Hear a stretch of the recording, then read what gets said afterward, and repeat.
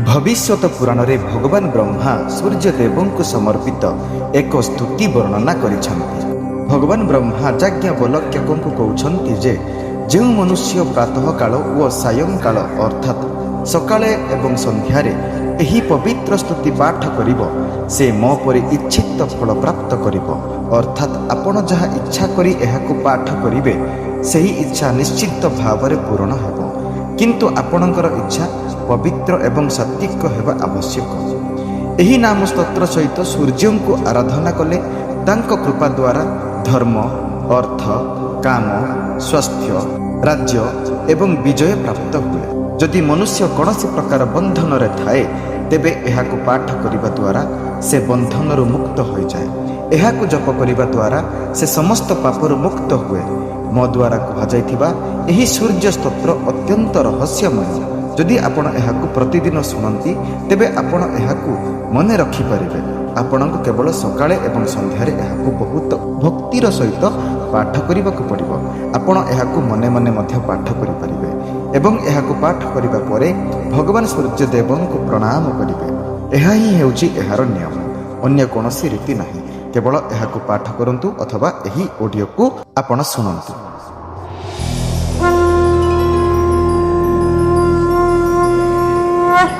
ब्रह्मोवाच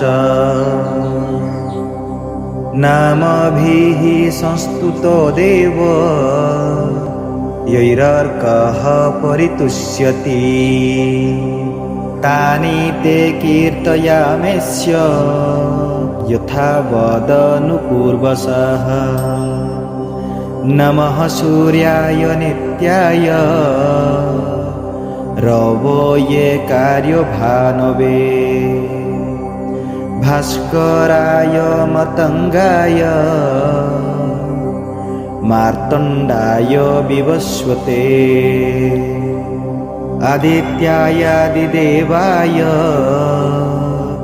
नमस्ते रश्मिमालिने दिवाकराय दीप्ताय अग्नये मिहिराय च प्रभाकाराय मित्राय नमस्ते अदिति संभव। नमो गपतये नित्यं दिशां च पतये नमः। नमो धात्रे विधात्रे च अयर्मणे वरुणाय च पुष्णे भगाय मित्राय पर्जन्यायं शोवे नमः। नमहितकृते नित्यं धर्माय तपनाय च हरये हरिताश्वाय विश्वस्य तपये नमः। विष्णुवे ब्रह्मणे नित्यं त्र्यंबकाय तथात्मने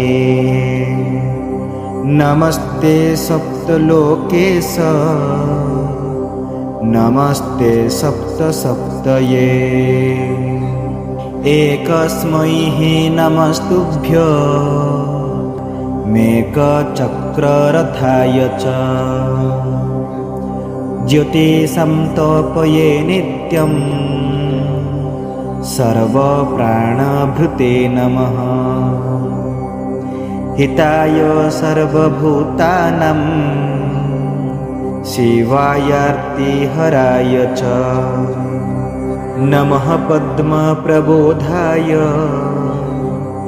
नमो वेदादिमूर्तये कबीजाय नमस्तुभ्यं नमस्तारासुताय च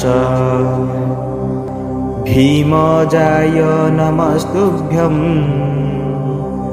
पावकाय च वे नमः।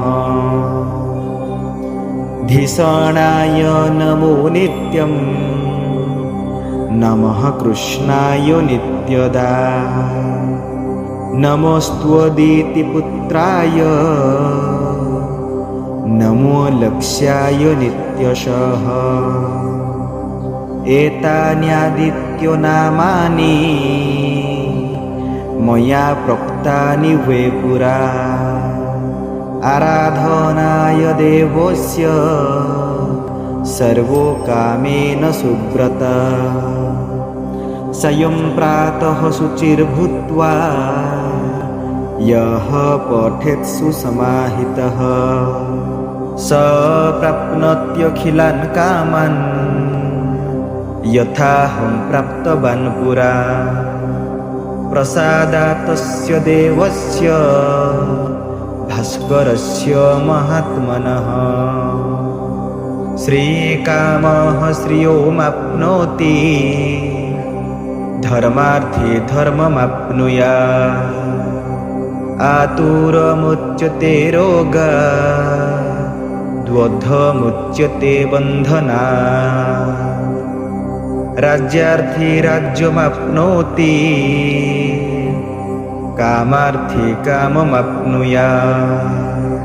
एतज्जप्यं रहस्यं च सन्ध्योपासनमेव च। एतेन जपमात्रेण नरः पापात् प्रमुच्यते। इति श्रीभविष्यमहापुराणे ब्रह्मे पर्वणि सप्तमे कल्पे ब्रह्मोक्तो सूर्यनामवर्णनं नामैकसप्ततितमो अध्यायः।